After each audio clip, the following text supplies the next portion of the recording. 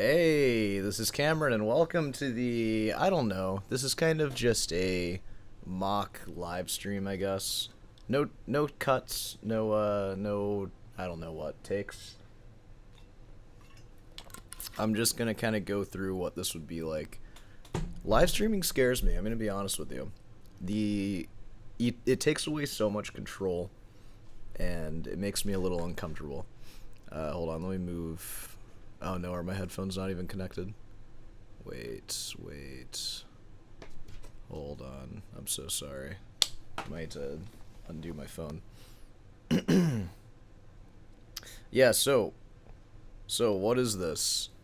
I'm gonna watch a documentary, and I'm gonna practice guitar at the same time, and maybe I will make this into an actual video, like not this recording in particular. Just because I don't know how it'll work with OBS all being on one computer, which is how I'm doing this. But maybe it'll give me some jokes and some places to go for if I do make an actual video on this. And perhaps when I have these long, dense videos, like for example, we're watching The Joy of Rachmaninoff, BBC documentary. Whoa, that's a pretty boring one, right? Well, I'm just going to watch it while I practice, and you're going to hear me do that. And if it's a good one to react to, then I'll react to it separately. But for now, this is just what it is. So, I guess we should just go ahead and jump into it. And, feel free to, because I know this will be posted on the second channel probably. I'll probably keep making these for a little bit just to see how they feel.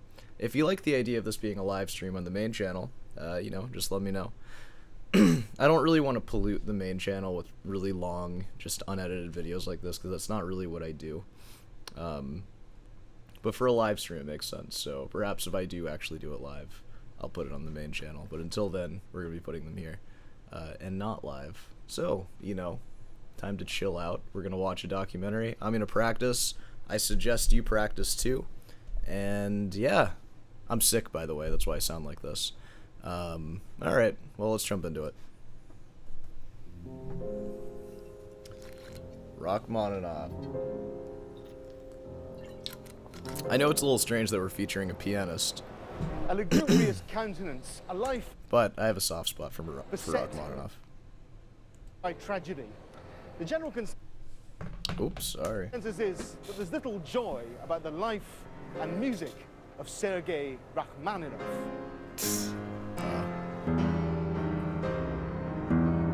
Sorry.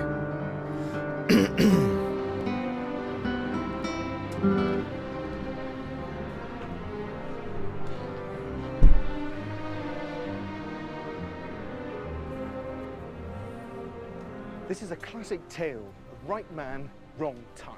Born in Russia in 1873 and dying in America in 1943, not only did Rachmaninoff weather the false accusation that he was an anachronism, someone writing gushing, sentimental, romantic music in a firmly modern age, he also lived through one of the most abject periods in recorded history.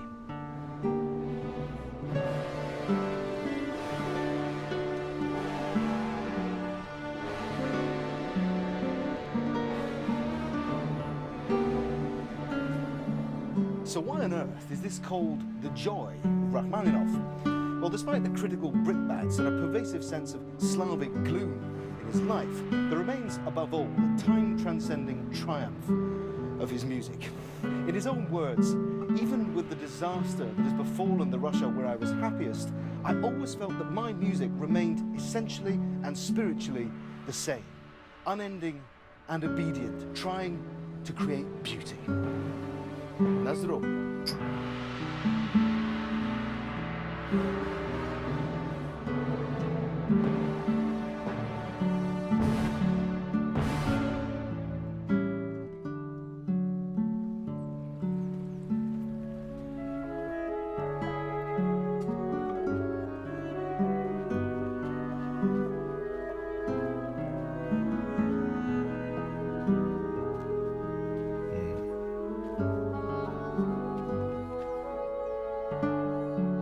Every classical music documentary ought to have a preposterous statue in it, and this will pretty well do the trick. This purports to be Sergei Whoa. Vasilyevich Rachmaninoff. Is that to scale too? Rachmaninoff was a tall man. Now, in He was actually. He was super tall. Big hands too. real life, he doesn't really look like this. He had a kind of Savile Row dapperness and aloofness, and there's more than the whiff of a Hollywood cowboy about this. Kind of appropriate given how much of Rachmaninoff's music ended up on the big screen. But his life began here in Novgorod, in imperial pre-revolutionary Russia.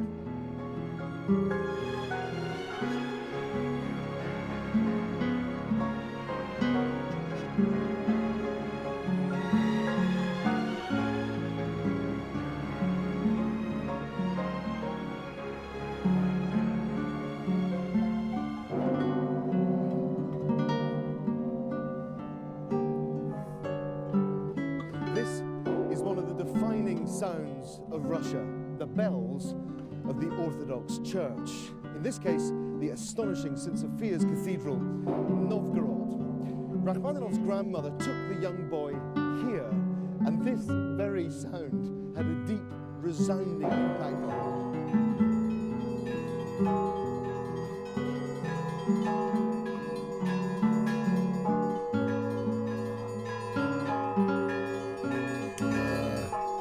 If you're wondering, I'm trying to memorize my music right now, so that's why I'm looking up. Rachmaninoff later wrote, "The sound of bells dominated all the cities of Russia I used to know. They accompanied every Russian from childhood to grave, and no composer could escape their influence."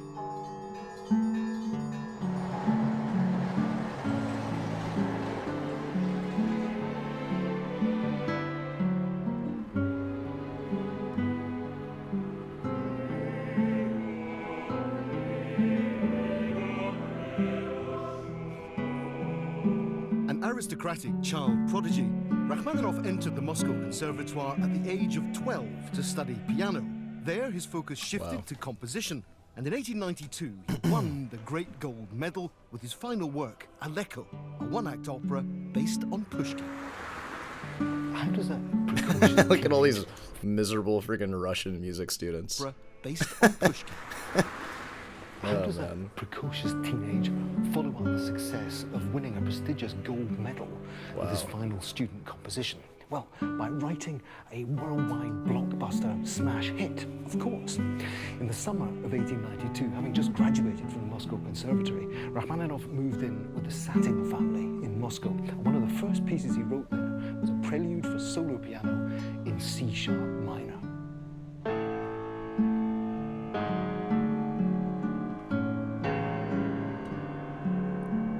I heard the endless tolling of the church bells, Rachmaninoff wrote, and it just came out of me with such force. And I was still a teenager.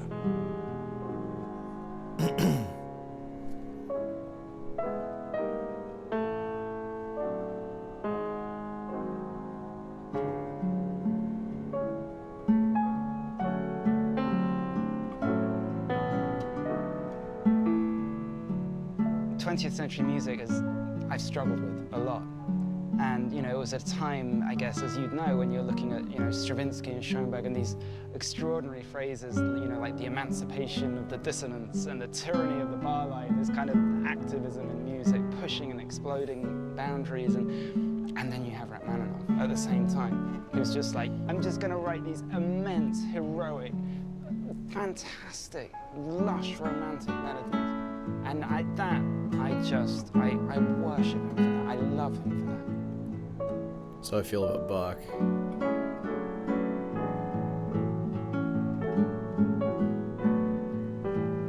This is a teenage boy who writes the most extraordinary, visceral, dark, kind of punishing piece of music. I mean, no, think about that. A teenage kid writes something that dark today, he'd be on Ritalin and in front of a shrink within 2 hours. That's how the average teenager feels when they write anything. This will be the darkest thing ever written. They'll throw me in therapy for a this. tattoo that says Sergei Rachmaninoff in Russian. I'm assuming, I don't speak Russian. It looks a bit like Jeremy Paxman. It's in Cyrillic, and it says Sergei Rachmaninoff. Wow. A part of me, I know it sounds pretentious, That's crazy, dude. but always just wants to carry him around with me a little bit and just remember just what I don't have the Rachmaninoff what a tattoo. dude he was.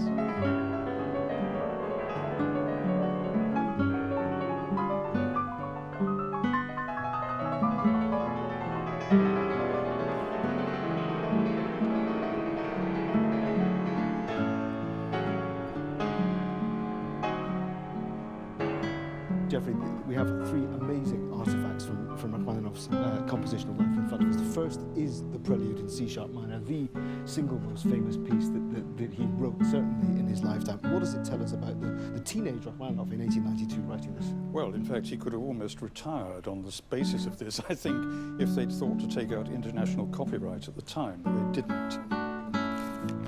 It just completely took fire, I suppose, because in it people recognised a sort of Slavic mystery. It's a very dark piece with a lot of, sort of ceremony and glitter to it, and I think probably people saw this representing the Russian characteristics that they love to explore.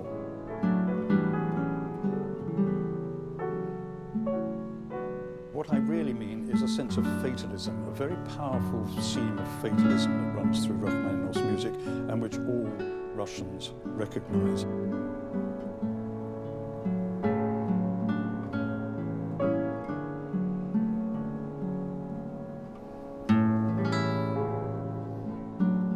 Rachmaninoff exudes Russianness in the same way that Elgar exudes Englishness.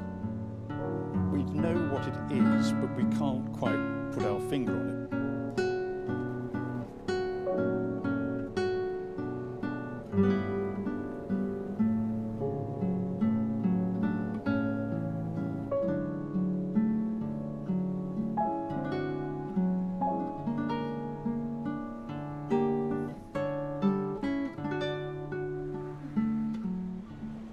Young Rachmaninoff's most important musical influence was a romantic mainline that can be boiled down to Rimsky-Korsakov and to this guy, the Russian giant of giants, Pyotr Ilyich Tchaikovsky. Yeah. Hey, Concerto Not only number was 1. Tchaikovsky a musical catalyst. It's He a was a banger. personal mentor who went out of his way to champion the teenage Rachmaninoff. At the premiere of his opera Aleko, Tchaikovsky conspicuously leaned out of his box to applaud with all his might, aware of the power of such a public endorsement. And whenever he could, he pulled strings on behalf of the kid. And Rachmaninoff was both enamored and flattered by the attentions of this eminence grise.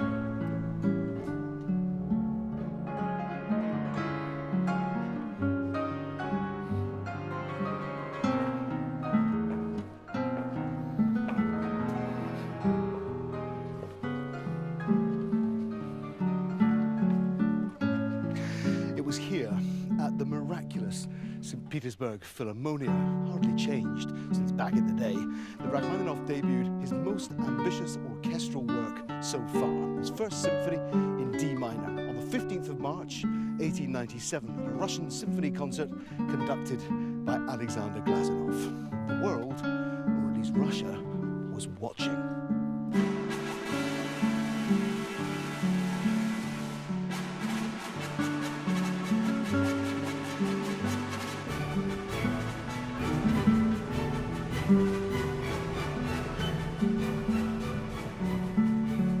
Rachmaninoff must have been nervous about the reaction because this is where he watched the performance from, a staircase behind the stage. So he saw Glazunov give the first downbeat. And from the outset, it was clear that something was terribly wrong. He didn't recognize the cacophony he heard. The orchestra couldn't play his symphony. It was too new and too hard. Glazunov was making a hash of it, and there was even a rumor that he was drunk. Rachmaninoff's only... Whoa, what's gonna happen to Rachmaninoff after that one? Quick break here. I'm going to try to play what I have from memory. I'm going to see how far I can get through this, so check this out.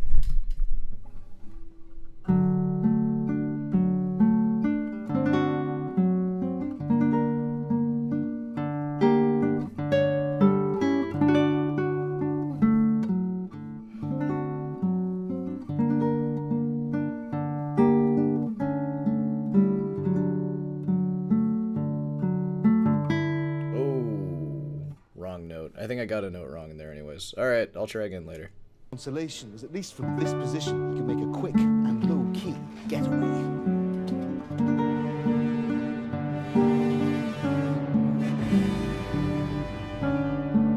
Up until that time, he could do no wrong. He was the golden boy of the Moscow Conservatoire in piano playing and in composition.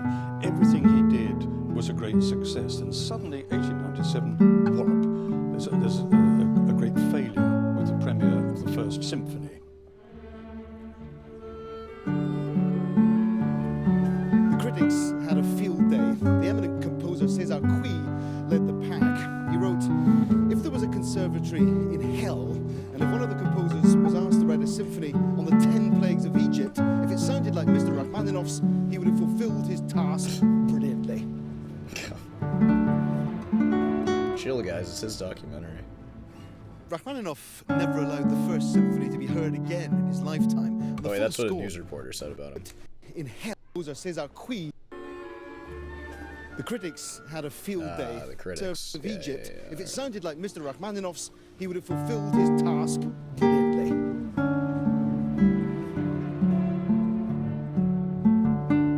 Rachmaninoff never allowed the First Symphony to be heard again in his lifetime, and the full score has never even been found. But I think it's a work of fierce imagination. It's full of layering harmonies and experimental treatment of melodies that are inspired by Russian Orthodox chant. It's simply because it was so advanced in its ideas that the First Symphony went beyond the audience and the orchestra that night, and the critics too. Who needs them?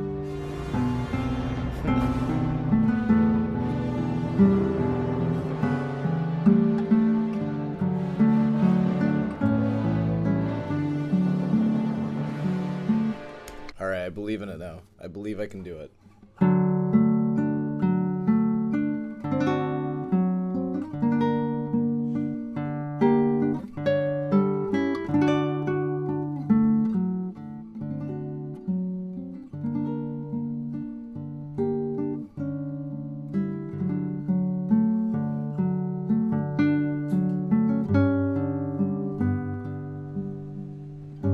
Oh no. Fuck! Alright, sorry.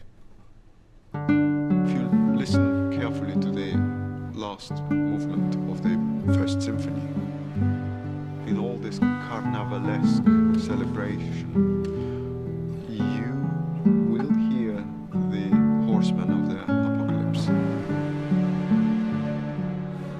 The final page of the symphony seemed to pre-echo the end of the Fifth Symphony by Shostakovich, which was yet to be written 40 years later.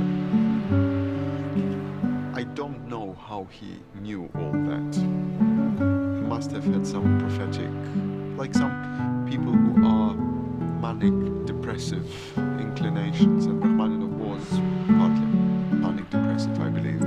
They can feel things before they happen. Is this all factual right now? Are we we're just kind of saying stuff, aren't we?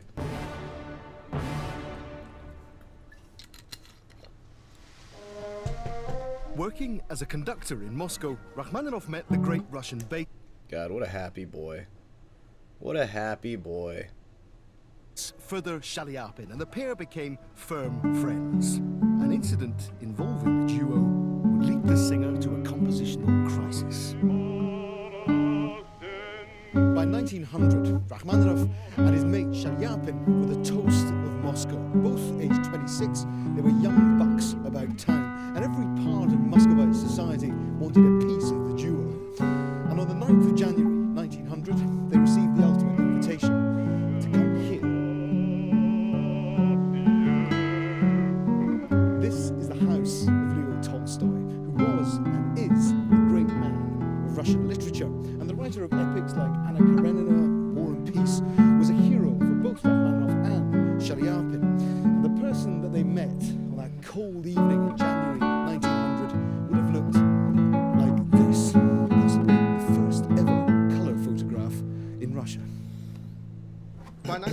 Tolstoy had the status of a secular god in Russia. He had followers. He had the whole of educated society, not just reading him, but following him. And after Anna Karenina, Tolstoy gets all moralistic and serious and rejects the whole of civilization to become a sort of pseudo-peasant.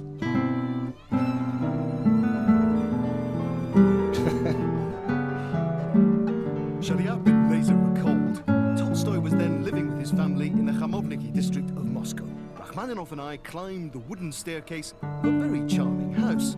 Up till then, I had seen only portraits of Tolstoy, and now he himself appeared, standing by a small chess table. Rachmaninoff whispered, "If I'm asked to play, I don't see how I can. My hands are ice cold." Of course, the duo were begged to perform, and Rachmaninoff chose a song that he'd recently completed called Fate, based on the opening bars of Beethoven's Fifth Symphony with lyrics inspired by Pushkin's The Gypsies. Yeah, it really was, wasn't it?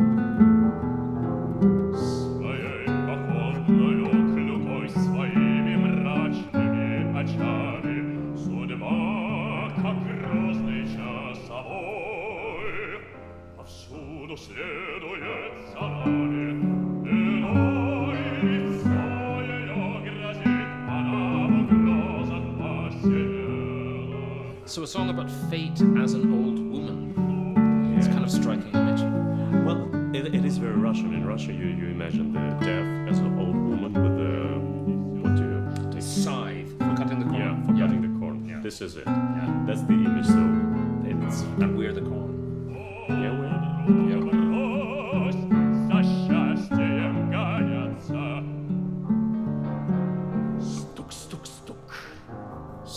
That's cutting the corn right there. Rachmaninoff himself tells us what happened next. To describe the way Fedya sang is impossible. He sang the way Tolstoy wrote, and when we finished, we felt that all were delighted. Suddenly, the enthusiastic applause was hushed, and everyone fell silent. Tolstoy, sitting in an armchair a little apart from the others, was gloomy and cross. Is such music needed by anybody?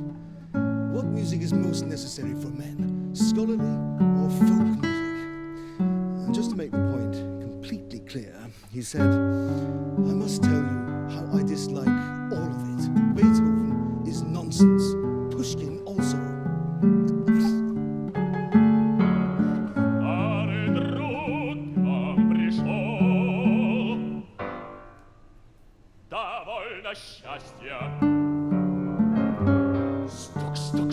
An hour later, a somewhat cooler Leo approached Sergei to ask for forgiveness for his earlier outburst.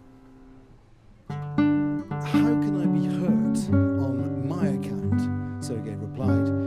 "If I wasn't on Beethoven's." Rachmaninoff never came back. And how would you have reacted if you'd been singing to Tolstoy? Thank you very much for your opinion. This was a pivotal encounter for the composer.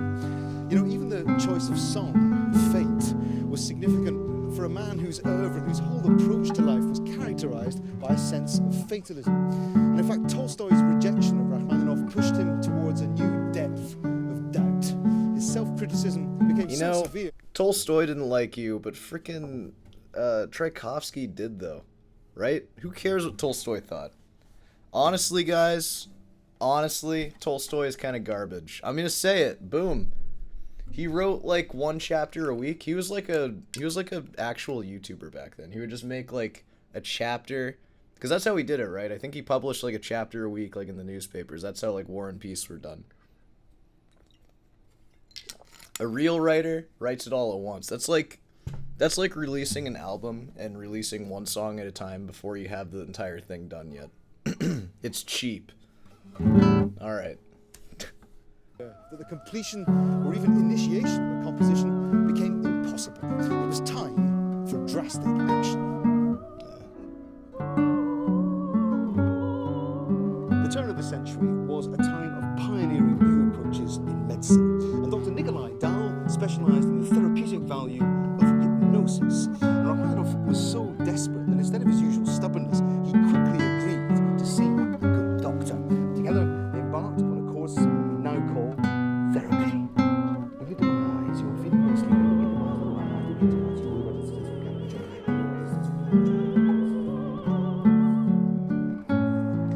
Little is. And while you're hypnotized, hold on, I'm gonna try again. All right.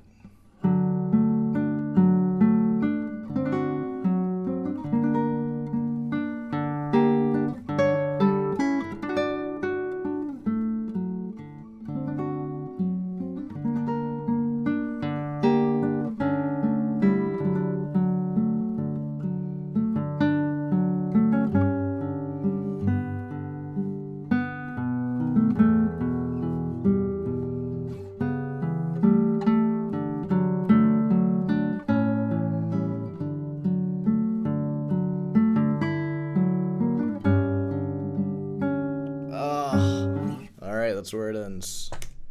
Actually known about what happened between Dahl and Rachmaninoff, but one thing is for certain: the therapy had a dramatic effect on the happiness of the young composer. Although it may seem incredible, he said, this cure really helped me. And by the beginning of the summer, I began to compose. The material grew in bulk, and new musical ideas began to stir in me. More than enough for my concerto. This is the second piano concerto. What an amazing thing to be able to handle the score and look at it. But before we even get to the notes, Jeffrey, I just want to ask you quickly about the title page, because the piece is dedicated to there we are, to Monsieur Dahl, to Dr. Dahl, who he said basically brought him back to compositional life. Here it is. The first page, that is there a more famous introduction to a piano concerto than these Celebrities and Minims?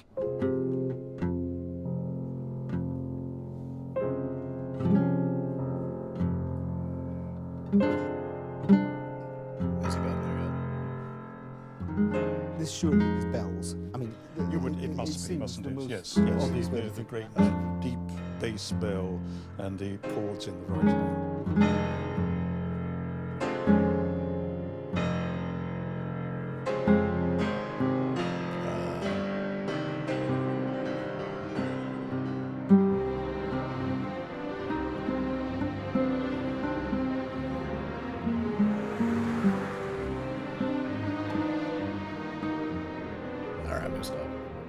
Sorry, I suck. The opening of the second piano concerto, the melody and the piano score is 8 pages long. It never stops. Just when you think it's no, it goes on and takes it. I think as humans we love that. We love melody. We love a Schubert, we love the Beatles, whatever it is. Schubert. We love something that is in our head. And when it's that's what I'm playing right now. It's particularly, it gets to our heart. I mean, it just permeates our being. And I think we love to be sad.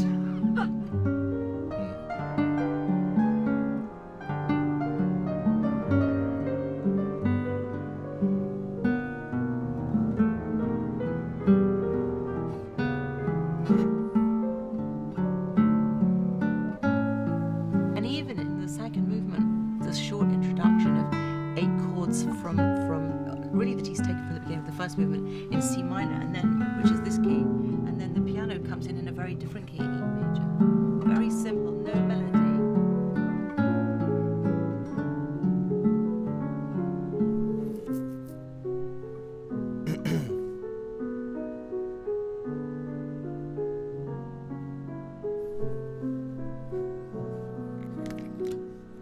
Over which the flute and the clarinet weave this exquisite.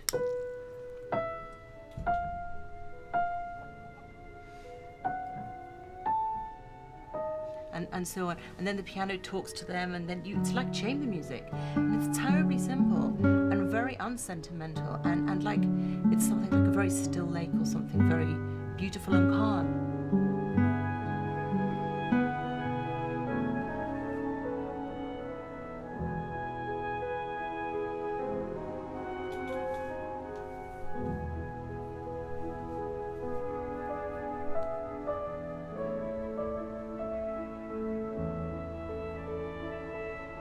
And that's another human emotion when we're you know, exhausted with passion, and you find a stillness that's not overly passionate, but still very beautiful within great simplicity. There is a kind of, you know, he's channeling something. It's the human condition, isn't it? I think he writes what we feel. I mean, that's such genius, to be able to take what's in all of our hearts at certain times of our life and put it into music, not in a schmaltzy way, but in a very real, tangible way that leaves us with something that we want to go back and have repeated listening to it.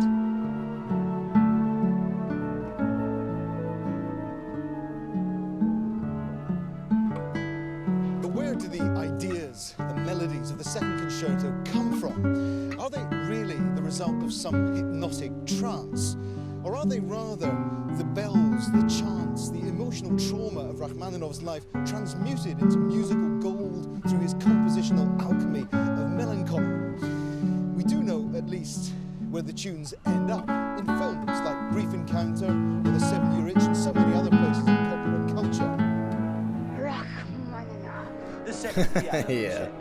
And more importantly, the second piano... All right, one more try.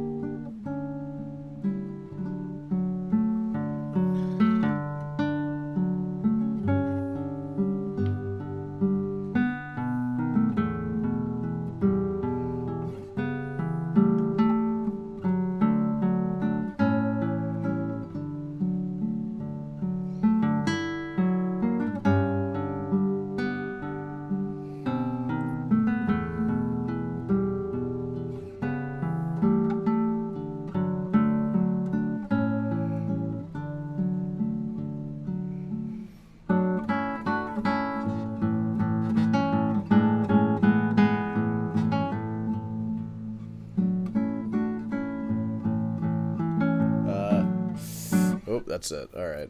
I didn't feel good through a lot of that, so yeah. Piano concerto, maybe more than any other orchestral work by anyone, has become a feeling, a place of psychic and expressive release that Rachmaninoff created and that we all share.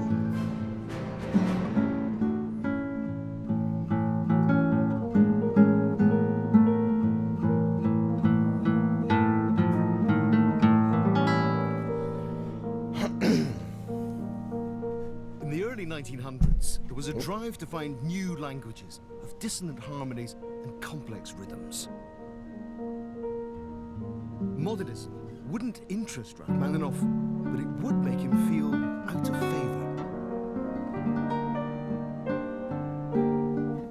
I feel like a ghost wandering in a world grown alien.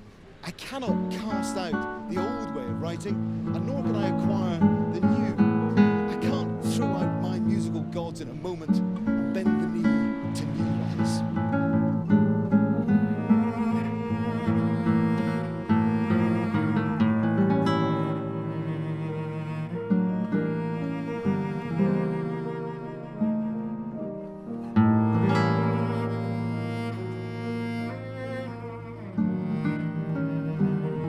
Benjamin Zander? Just kidding.